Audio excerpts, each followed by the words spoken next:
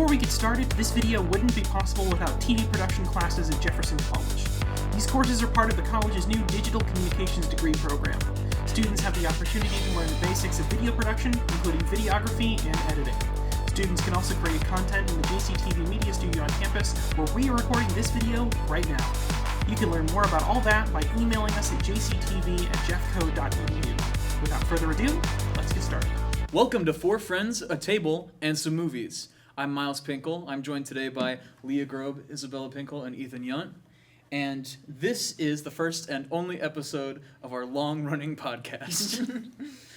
Today we'll each be talking about one of our favorite films, our favorite film, and I believe Ethan is going first. Yeah, so this one was kind of tough for me because there's a lot of movies I really like. But I was like, what's one, I was talking to Izzy about this. I was like, what's a movie that means something to me that I could just kind of watch over and over again? And at first I put Rocky down because I love Rocky. And then I was thinking about it, I'm like, no, I think I'm going to go with Creed, which is sort of the soft reboot of Rocky. And I figure we'll start out with some summaries, like sort of just discuss what the movie is, and then we can go from there. So Creed, like I said, soft reboot of Rocky. It follows the son of a previous franchise character, Apollo Creed, he doesn't know he's the illegitimate son of this boxer from the first couple of movies. He's taken in by the widow of that boxer. He dies in the fourth movie. Spoilers. And so he grows up not knowing his father. And he spends his career trying to become a fighter like him, and gets into this fight that he loses. And he's like, you know what? I want to be a real heavyweight boxer. So he goes to Philadelphia to meet his dad's friend, Rocky Balboa, who's now an older man, doesn't box anymore, owns a restaurant called Adrian's, named after his passed away wife. And he's like, I want you to train me. And he's like, no, I've tried that. I don't want to do that. And he's kind of like, playing the family card a little bit. Like, you knew my dad. Like, let's do this. And he's like, okay, fine. So gets him lined up for another fight. He wins the fight. This ticks off the opponent, who then leaks to the news, this kid's actually the son of Apollo Creed. And everyone's like, oh my gosh, this like legendary boxer has this kid who's back. Current heavyweight champion has been getting into some trouble. He's about to go to prison. He's forced retirement because he's about to go to prison. He's like, my last fight, I want to be with this guy. So, but he has to fight under his dad's name. So, gets that set up. There's this whole training montage. Rocky then starts getting sick, passes out. They take him to the hospital, and he's got non-Hodgkin's lymphoma. And he's like, I don't want to fight this. My wife's dead. All my friends are dead. My son doesn't talk to me. I'm good. And this is when you kind of realize that Donnie Creed has this emotional attachment to Rocky. And he's like, you never really acted like we were family. You're throwing all of this away. Storms off, and basically says, if you don't go to treatment, I'm not going to be in this fight. He's like, fine, I'll do it.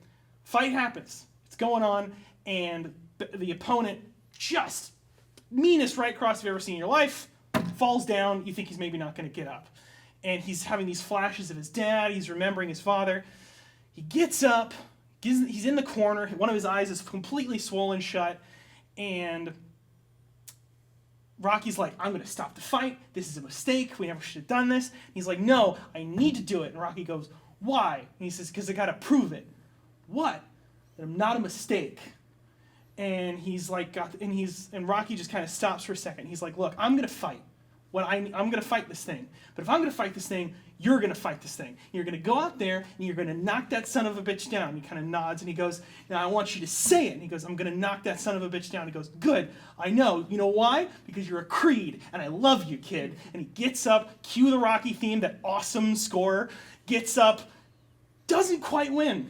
Goes the distance, all 14 rounds, but he loses in the point count. The narrators and the announcer's like, he lost the fight, but he won the night. You end the movie with Creed and Rocky walking up the steps of the Philadelphia Library, which is that famous shot from Rocky, which is shot from behind, where he's like got his arms up like this. And Rocky's like, I found if you look out there from this view, you can see your whole life. Creed goes, what do you see? Looks pretty good.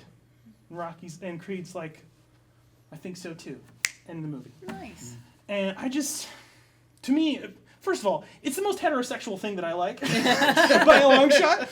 There's so many like just muscly dudes in this movie. I'm like, Straightest movie. I'm not straight enough for this. But it's such a good story. Like all of those movies, and the good ones anyway. There's some bad, really bad Rocky movies, but the best of these stories capture not giving up, found family, and it's just it means a lot to me for that. Just that kind of because you're Creed and I love you, kid. That line of like you're gonna get up because we love you, because we're here to support you, and you're gonna win if only for that. I just love that. Nice. I love that. I like just the overall theme of like supporting each other, and in tough times and everything like that. Yeah, any literal fight. It's a very easy metaphor when you have an actual fight as sort of part of the story of the movie. I haven't seen the Rocky movies or Creed. I should. They're all like Rocky is a weird franchise because it starts out as this movie that Sylvester Stallone was making on his own dime, where he had so little money he had to sell his own dog to finance it, and then when the movie made a ton of money, he bought the dog back. He was like, he wrote it. He's like, I'm going to direct it and I'm going to star in it. And nobody wanted to sign on to that because he does not look like, a traditionally handsome, like square-jawed dude. He kind of looks like a rough and tumble kind of guy, but that's who Rocky is. Mm-hmm. Hey, can I loan you my dog? Right, exactly. So let me do this movie and in return, Fido. Exactly. Fido spelled F-I-G-H-T. Exactly right.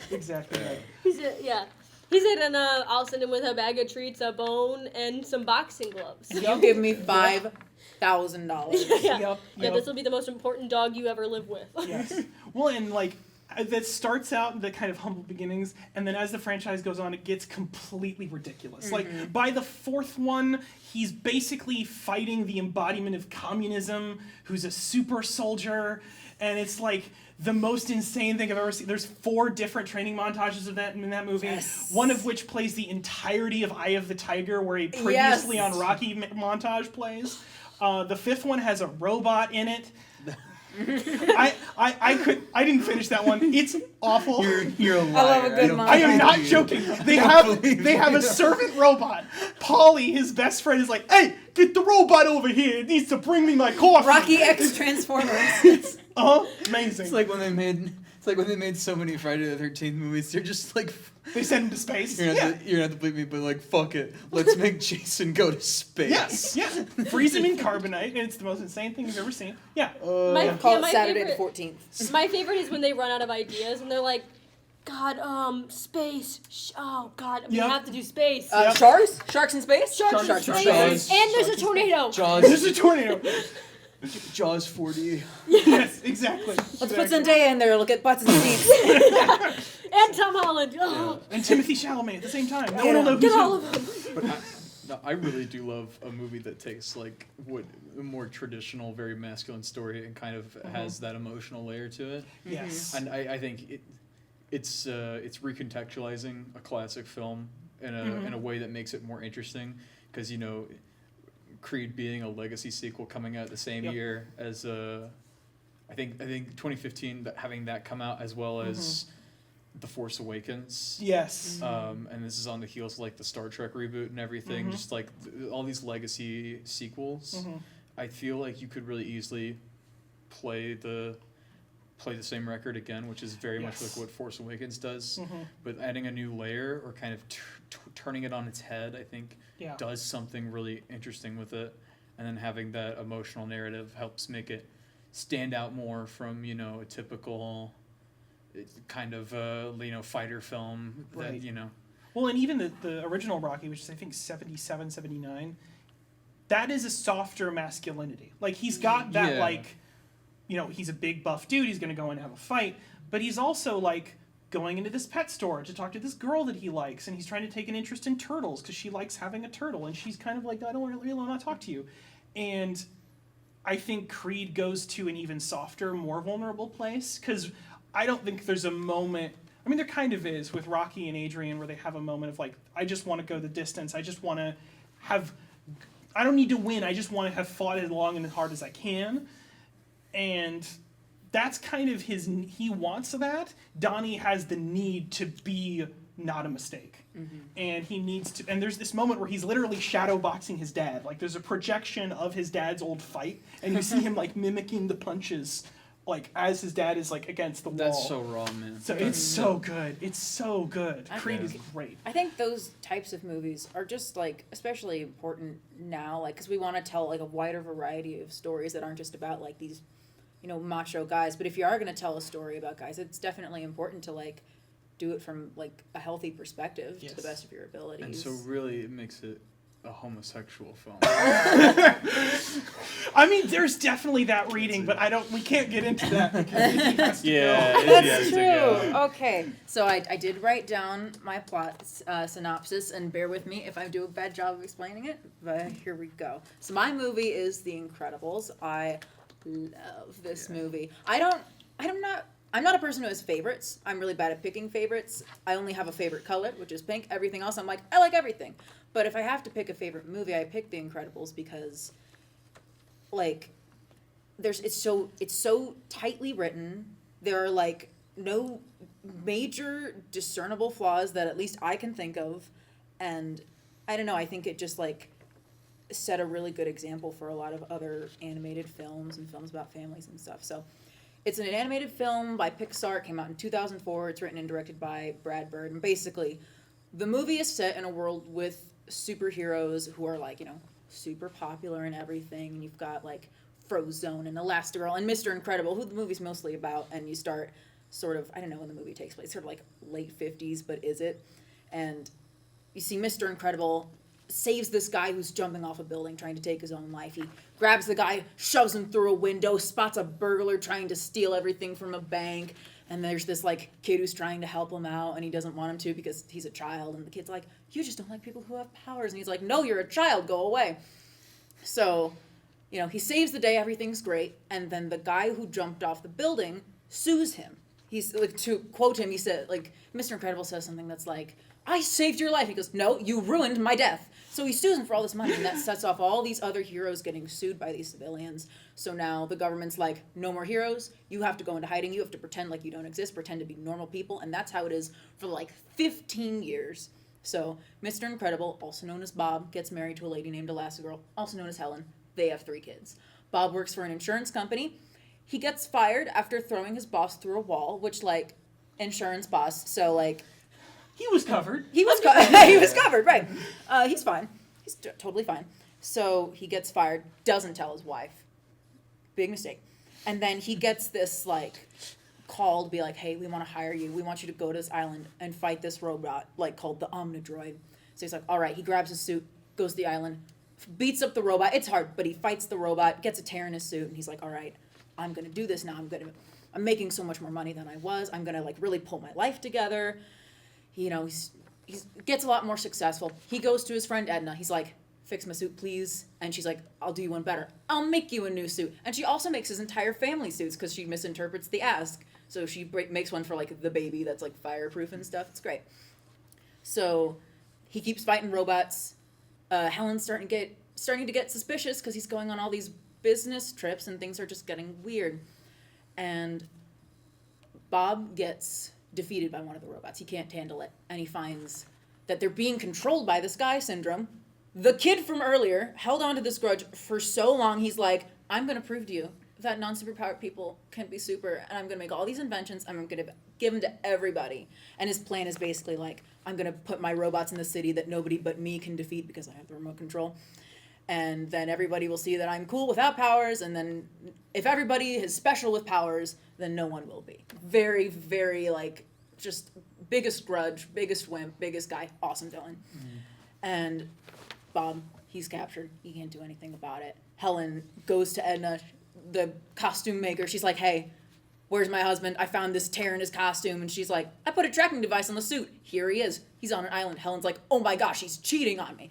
She flies to the island. Her kids go on the jet with her because they do, I guess.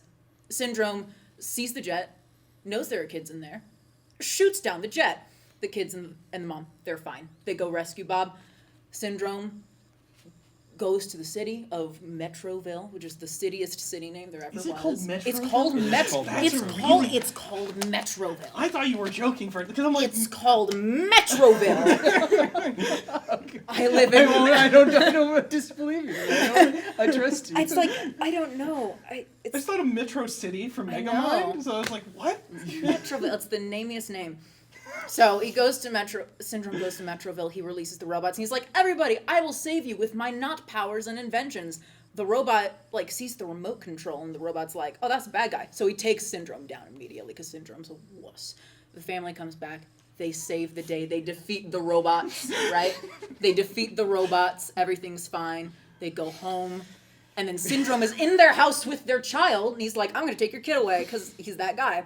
So he starts flying up towards his jet, and then Mr. Incredible throws his wife into the air. She catches the baby, catches the baby, brings him down. Syndrome's like, "Oh my gosh!" And then he gets his cape sucked into the jet turbine of his plane and just dies. And the plane explodes, destroys their house, and everything's fine. That was totally wicked. And Yeah. it was totally was wicked. totally- The ending just feels And like the another movie? lawsuit. Yeah. And then the movie ends. Well, there's a small epilogue where like a big villain comes back and it sets up the sequel and everything. I love this movie. It's so The great. Incredibles is so good. It's so great. I wrote down the reasons that I like I don't like it, that which you I'll. dismissed the Underminer so Yeah. I know. I didn't mention Here we Frozone. I didn't go. mention. I was really, like, I was banking on you mentioning Frozen. He's I always know. beneath you, but there's No, nothing I beneath mean, There's him. nothing beneath me. He declares war on peace and happiness. That's the thing. Yeah. There's so much stuff in this movie that I was like, all right, I gotta like trim this down as much as possible. So I love this movie. First things, it's like the pacing and the structure is perfect. There's not a second that's wasted. There's not a scene that doesn't feel important. Anything that isn't directly forwarding the plot is just to give you like that extra character flavor. Like at the beginning of the movie, they're doing all these like they're showing these old interviews with Frozone and Elastigirl and Mr. Incredible, and they're talking about saving the day and everything, and it's great. And he gives you this like awesome context for what it would have been like to see those heroes. There's a Yeah. conversation that Frozone and Mr. Incredible have in the car where Frozone's ranting to him about this guy he fought once. He's like, and he just kept monologuing. He's got me on a platter and he won't shut up. Yes. And I love how the movie takes like, you know, the superhero premise and it's like, all right, what is this truly going to look like in real life? If there were superheroes, what are the laws going to be around? It's like, they'd probably be outlawed. People don't like people who are trying to save each other. Oh no. It's Oh, escaped. no. It's escaped. And I think it's such a smart way of looking at it and looking at this is how it's going to look like if you're truly trying to keep your identity secret and everything like that. It's so smart. And it talks up to its audience. It's an animated film. It's a Pixar Disney thing. But it's not going to treat your audience like there's kids in there. It's treating it like they're adults. The only thing that's kiddie about it is that it's superheroes, right? Yeah. Well, and the way that Bob and Helen talk to each other is as you watch that movie as a kid and you're like, oh, okay, this is like the least interesting part. It's Right. like the couple domestic argument. And as an adult, you go back and watch and you're like, oh my gosh, these are like three-dimensional people. You understand her Right. perspective. Like, why aren't you talking to me? You're not communicating to me. It's- Right, it doesn't really hit you. Like, Helen thinks that Bob is cheating on her. Yes. And it's like, she's fully going through that. And she's like, I'm going to go there and I'm going to kill him. You can really tell that like a lot of time was probably spent in the recording booth and it was just Brad directing the two lead actors just at the same time.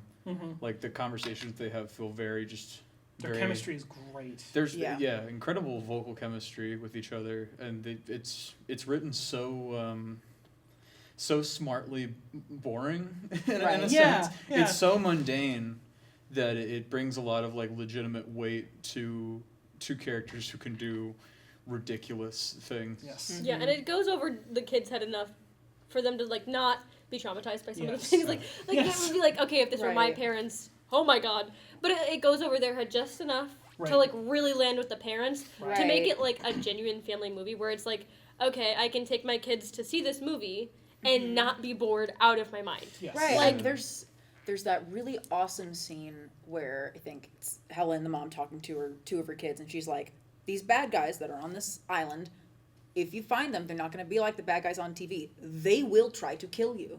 and she's having that like serious conversation. So like, if you're a kid, like you might not really be hearing it, but if you're an adult in the theater, you're like, oh my gosh, Like I've had those conversations with my children. right. I've had these It's not with those stakes. right. Yeah, It's like yeah. I've had to have these talks with like, you're not safe. The world's a scary place.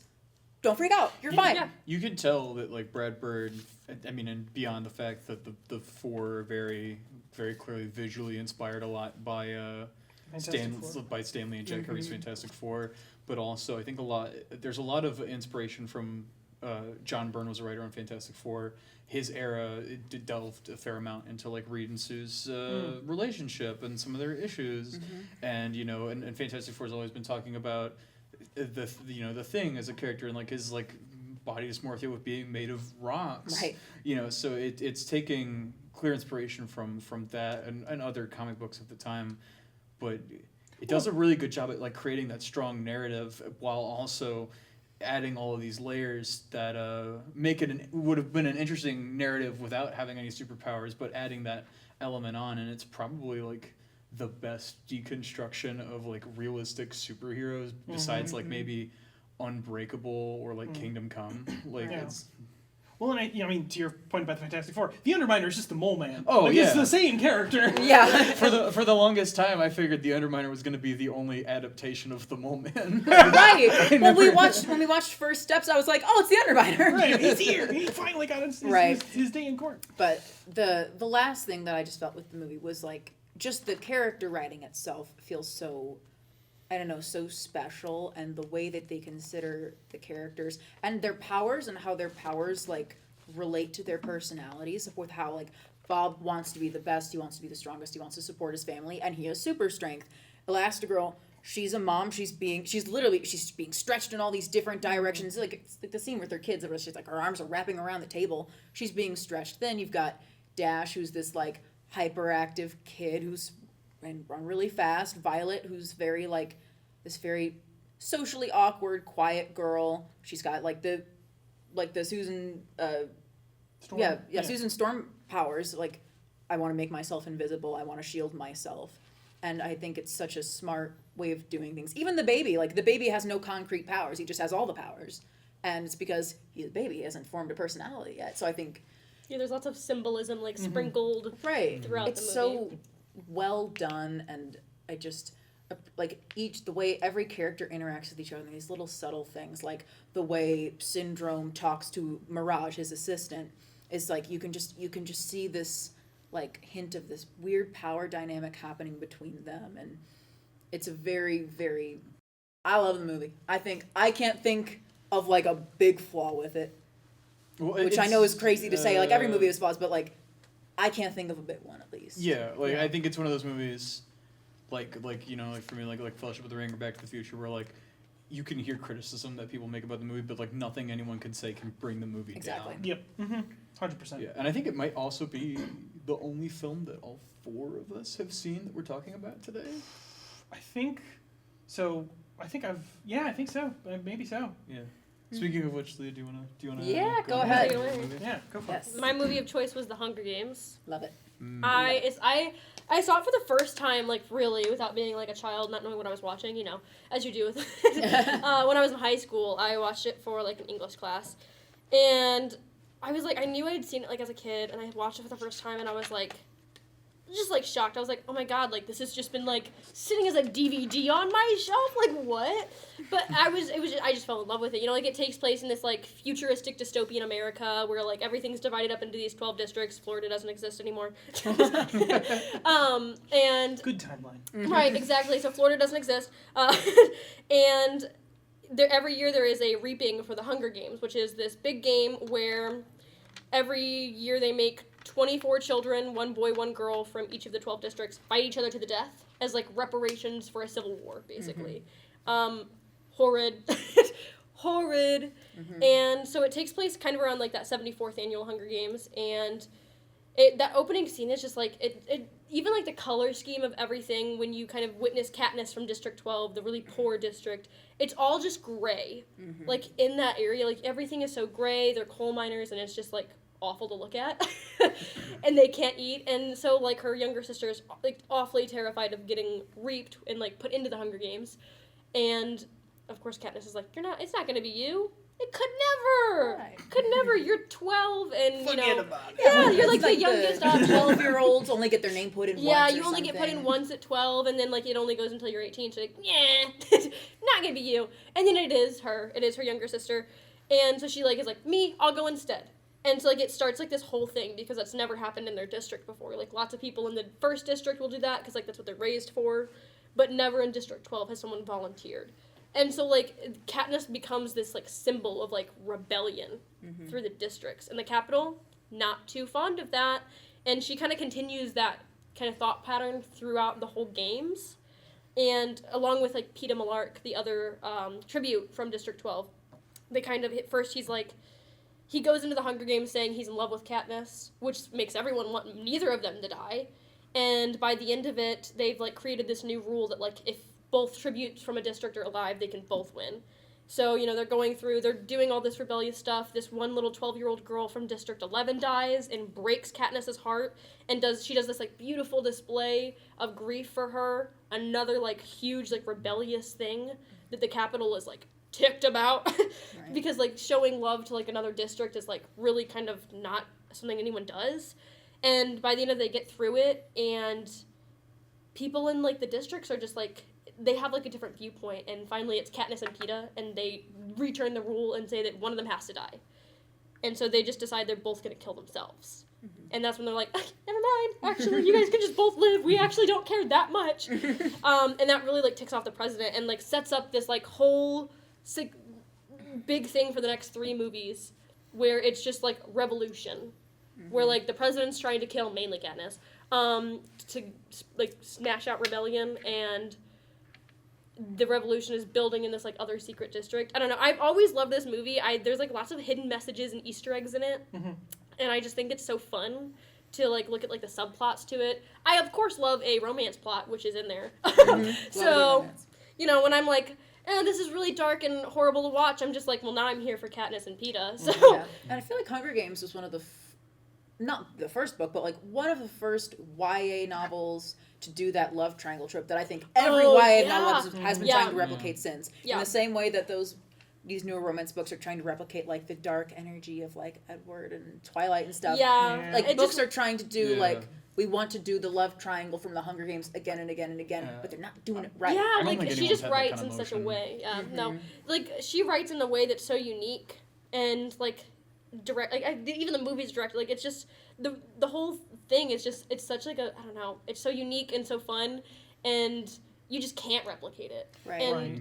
Well, I think you have the problem with Twilight where, from just watching the movies, I've not read those books, but the problem with the sort of Team Jacob, Team Edward thing is, like, the author very clearly likes one of them more than the other one.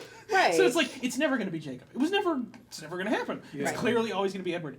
At least when I remember reading these books as a kid, I always felt like it could have gone either way. yeah, And, like, up until you the last understand movie. why she picks who she picks, but both make sense. And Yeah. the decisions have symbolism behind Yeah. them, right? Because Yeah. do I 'Cause, pick? like, Gale is kind of this representation of, like, staying where she's at, like, not going to the From her rebellion, home. and Peeta Yeah. is very, like, rebellion representation. And then, like what you said was, like, Twilight, like, there was obviously a choice from the beginning, and this was written in a Right. way where, like, Yeah. There's no Gale, symbolic. Gale There's was no the choice, symbolism. like, in the beginning and almost to, like, the third movie. Like, there was these moments where she, like, showed love to Peeta, but then went home and was, like, kissing Gale. Yeah. You're like, whoa. It felt a lot more, like, messy and realistic, Yeah. which fit, like, the world feeling Yes. so Right. grim and messy. And I think there was a legitimate plan for where it was going to go, but there was also legitimate effort put in to make sure that, like, it wasn't super obvious, like, oh yeah, that's who she's going to end Right. up with. Because, like, I mean, Stephenie Meyer, go back to the Twilight thing, like, Stephenie Meyer very clearly, I don't think, really envisioned for the whole Team Edward, Team Jacob thing to happen. And I think she didn't like it because, like, by the 4th book, she's just like, Jacob's a pedophile now. Yeah, And- basically. Which Yeah. didn't work. People Yeah, are still no. like, Team Edward, Team Jacob. But, like, I think with this, it's, like, actually, like, it feels way more... There's like, a reason it's for it. uncomfortably real. Yeah. And then there's an Because- element of tragedy at the end when the choice is made. Right. because it's Yeah, the you're- very real, like, these are two real people that you Yeah, have to choose and like between. the choice comes down to almost like What do you Gail's believe? involved in her younger sister that she like risked her life to save dying. Like he like very Right. much so aided in her death and like destroyed everything she felt for him in that way. She's like, I just put my life on the line for the past 2 years to keep that girl alive, and you just went out and exploded her.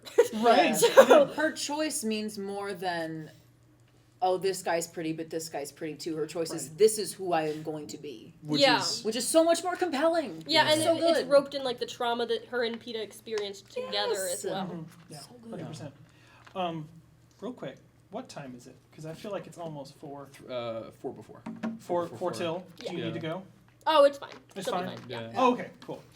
We can cut that. Yeah. That didn't. We won't cut it. It's This staying is- in. This is real. It's You're gonna staying see, in the edit. You see You're this? gonna see me You pick see up the this bottle lid. cap? You see this bottle cap? You seeing this shit? You're gonna see You Miles see save this? my This ass Home with a Alone bottle 2. cap. Yeah. This is the most realistic podcast I'm you've ever throwing. seen. Yeah. Yeah, you see this? You see this? Yeah, yeah. Solidarity. And now I feel better about it. Now I feel better. throw your lid, Leah. Yeah. Yeah, guys, we're all rebelling like the Hunger Games. Gosh, that has airtime to it. Goodness. I really hope I don't spill this now. I'm wearing a white skirt. Gonna. I threw yours away further. Oh, Oh my God. word. Anyways. So Whiplash. Yeah, so how about we introduce Miles and Yes. Hi. So yes, Miles, you actually what was the movie you were coming in to talk about? My film is Meet Dave, which is an Eddie Murphy comedy from 2008. Meet Dave is a movie about 50 Wait, Eddie no, Murphys. no. Who are all Is this a inside bit? one big Eddie Murphy. Is this a bit? What if I lied to you guys and I talked about Meet Dave? I was so excited for you to oblige. I was like, yes, please. I'm going to talk about Nabonga. No, Nabonga is we a can't movie talk about Nabonga. We Yeah. can't from talk about 1944. No. I'm down for it to be a Nabonga conversation. Yeah. Okay. We'll talk about Nabonga later. My movie is Whiplash, which came out in 2014. It is a lot of people mistake it as the first feature by Damien Chazelle. He actually made a film before that, which I believe is Guy Madeline Sit on a Park Bench. Yep. And I have not seen that, but I've heard it's good.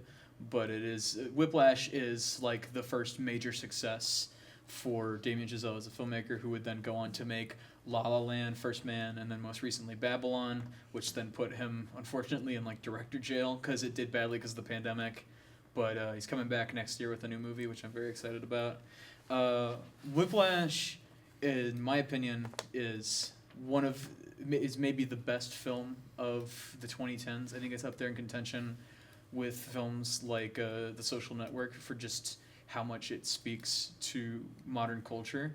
I think Whiplash has aged in a really interesting way, especially in the last 2 years. I think has really gained a new meaning in some ways.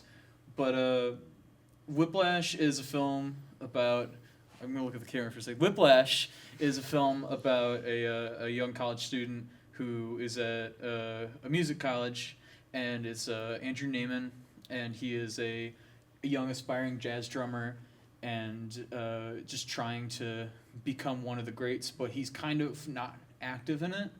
And you see it in the opening scene where he is like it cold opens on him in a practice room at college playing the drums, and he's kind of slowly getting into it when a professor there walks in on him, who Neiman knows because is Terrence Fletcher, who's very infamous and kind of secretive at the college, and he has him play a little bit for him, and then he abruptly leaves the door at just like his moment's gone.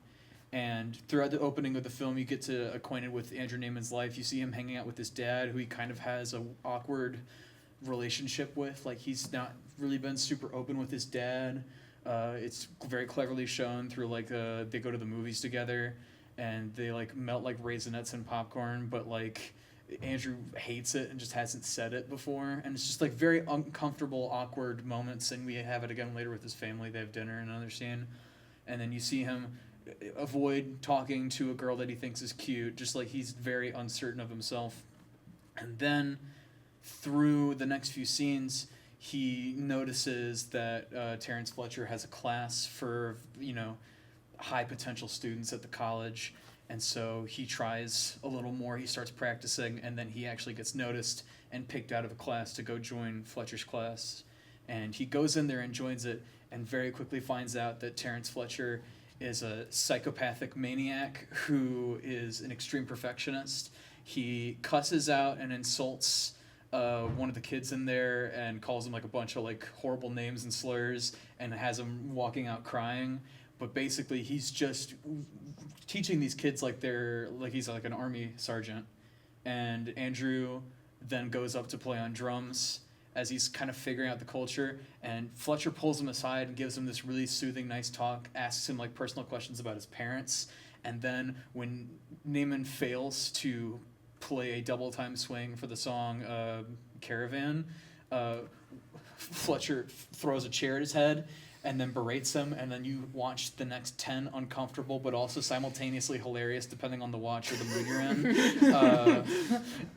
As he berates him, he does things like clap loudly in his ear. He starts throwing chairs around him, throwing cymbals, knocking the drums over. He asks him if he even knows how to count.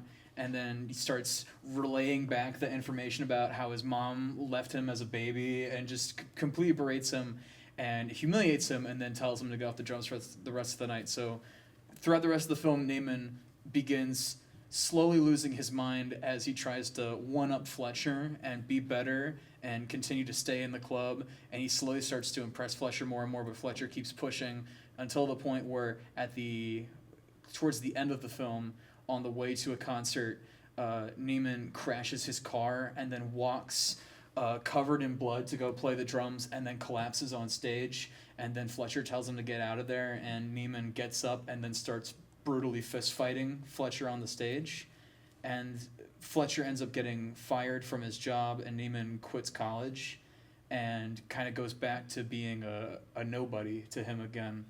But Neiman still kind of has this back of the mind itch at the back of his just like he didn't do it, like he didn't prove Bruised his Fletcher ego. wrong. Yeah, he didn't.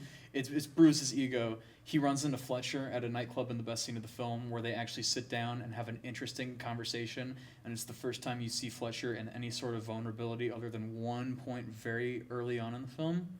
And then Fletcher asks Neiman to play a concert at Lincoln Center, which is going to be in front of like the entire jazz community, like the highest of society in the jazz community.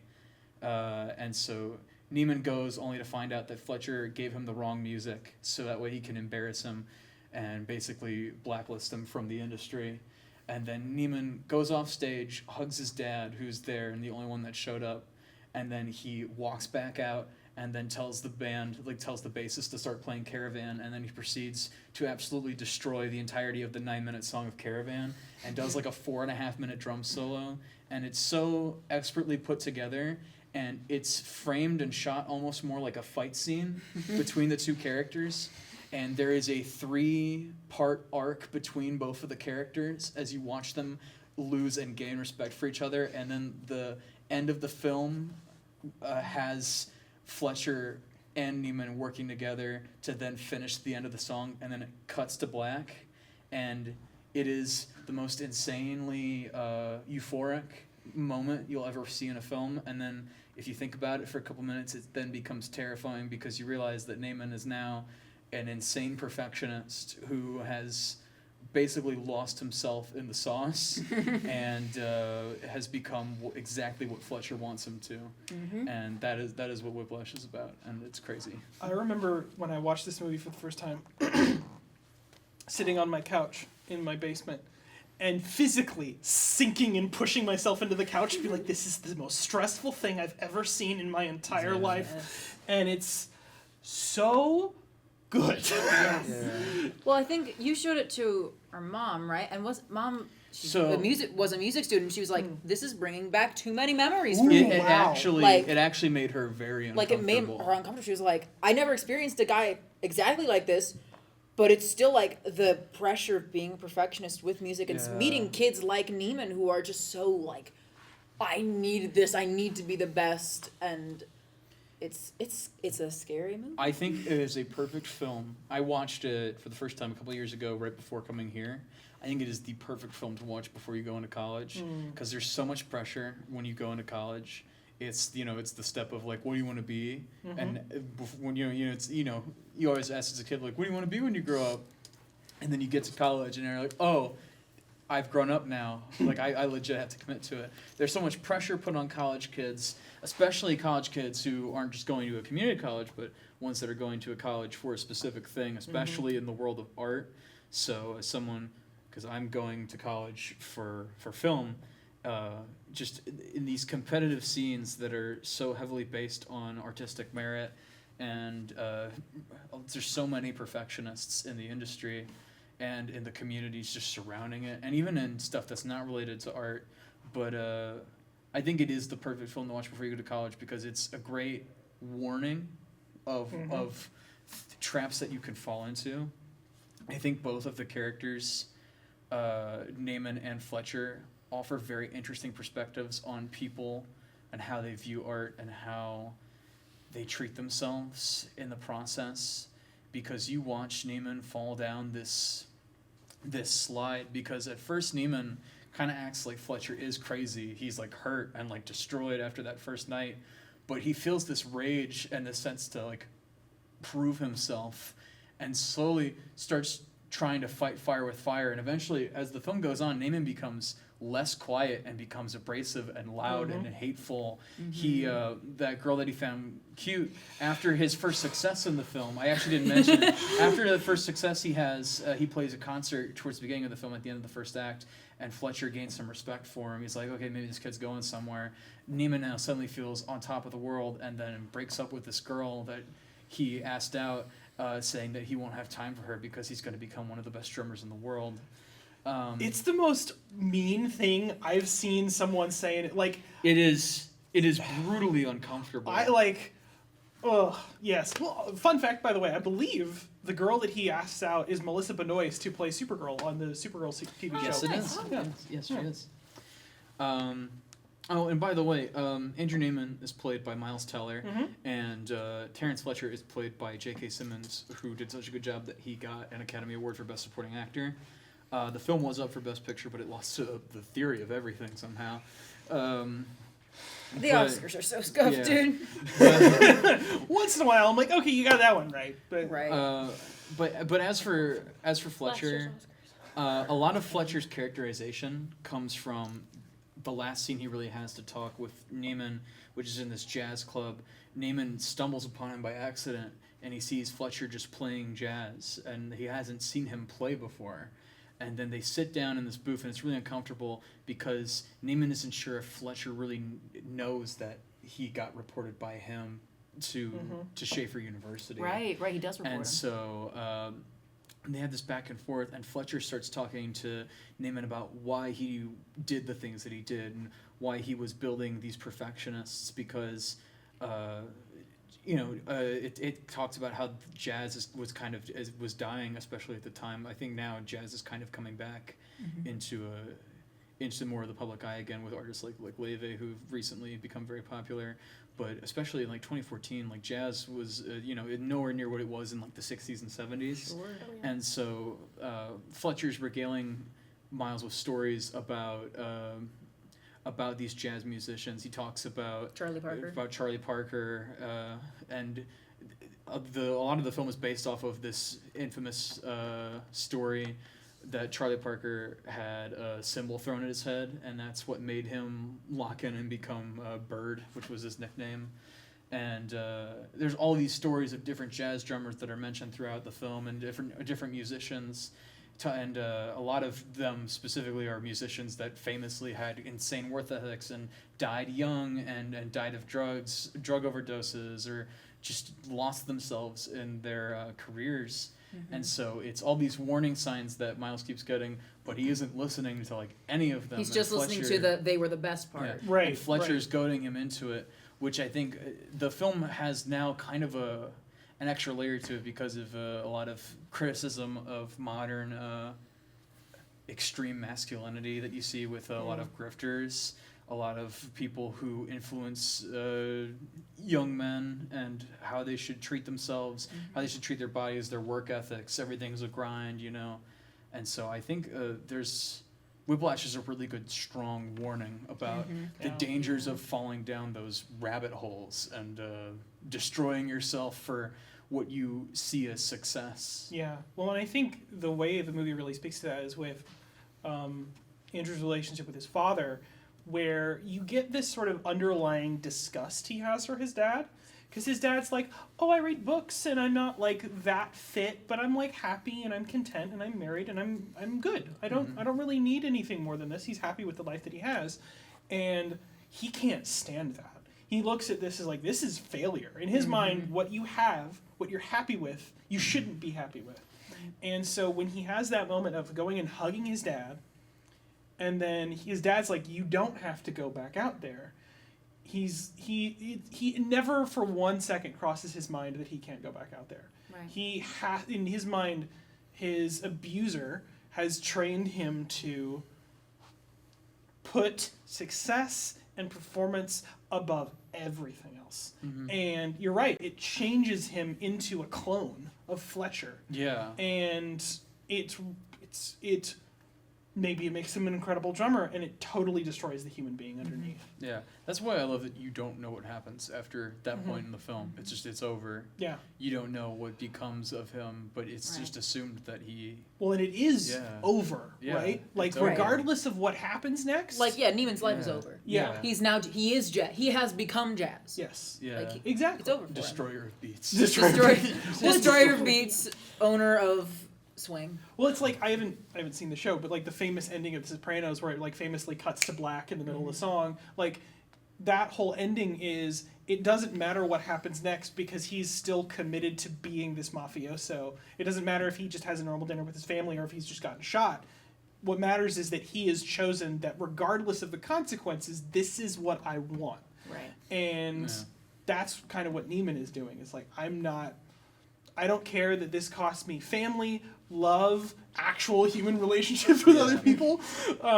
I want this. Right.